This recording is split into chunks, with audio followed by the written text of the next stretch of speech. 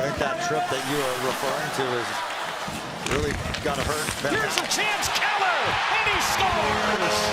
Clayton Keller! So maybe the turnover by Ottawa will turn the tide. Yeah, that's just a horrible turnover for a team that grabbed a stranglehold on this game. They score 5 straight, and then they turn it over to the wrong guy, Nick Schmaltz.